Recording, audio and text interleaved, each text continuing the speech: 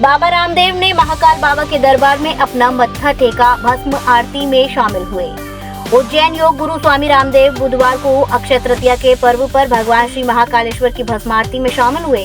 उन्होंने भगवान श्री महाकालेश्वर के दर्शन कर पूजन अर्चन किया। इसके पश्चात उन्होंने मुख्यमंत्री डॉक्टर यादव से सौजन्य भेंट की।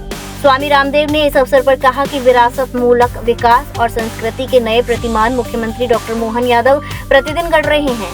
मध्य प्रदेश धर्म भूमि भी है। मध्य प्रदेश में कृषि से लेकर उद्योग तक हर क्षेत्र में विकास के नए आयाम स्थापित हो रहे हैं और अब तो मध्य प्रदेश धार्मिक, सांस्कृतिक और ऐतिहासिक स्तर पर भी उन्नति कर रहा है।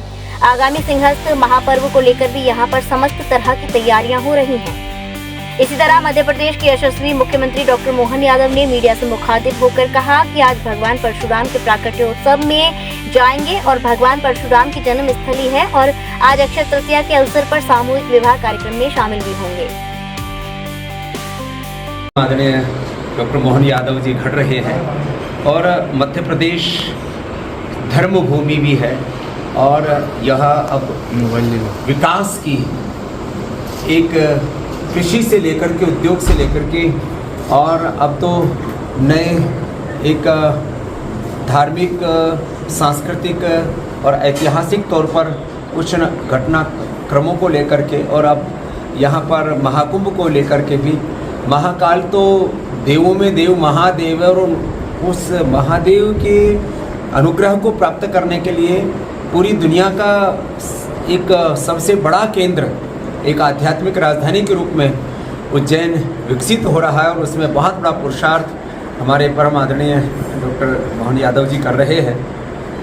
और यह भी एक नई सोच है कि जब कुंभ अब आयोजित होने वाला है 2028 में, वह भी इतना यशस्वी हो कि सनातन का गौरव एक नए स्वरूप में पूरे देश और दुनिया को देखने को मिले। तो सभी दिशाओं से अहर्निश पुरुषार्थ करके पूर्ण सात्विकता और निराभिमानिता के साथ, जैसे हमारे शास्त्र में कहा कि शासक को पूरा वीरता और विनय का उसमें संगम होना चाहिए, तो ऐसे वीरता और विनय की प्रतिमूर्ति होकर के करोड़ों लोगों की अपेक्षाओं के अनुरूप आप यशस्वी कार्य कर रहे हैं। उनको शुभकामनाएं हमारी।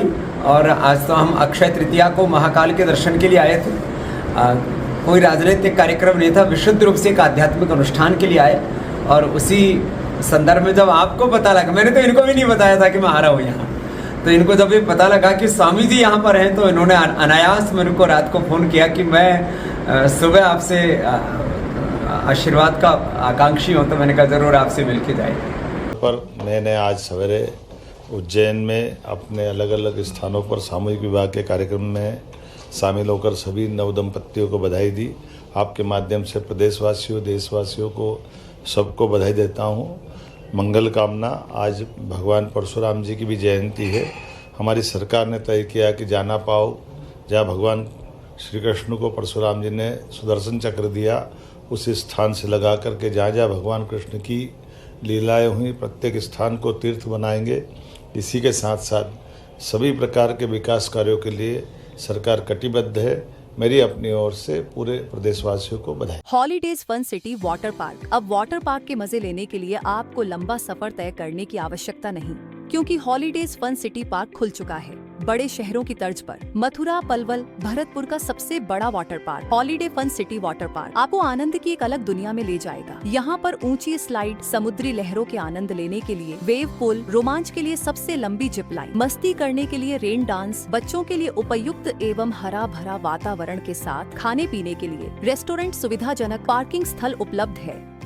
स्कूल टूर्स एवं इवेंट्स के लिए ये भी बुक कर सकते हैं। इस गर्मी में पानी की रोमांचक दुनिया में तो आज ही अपने holidays fun city water park में पधारे एवं आनंद लें। हमारा पता है holidays fun city water park, national highway Barsana चौराहा के पास।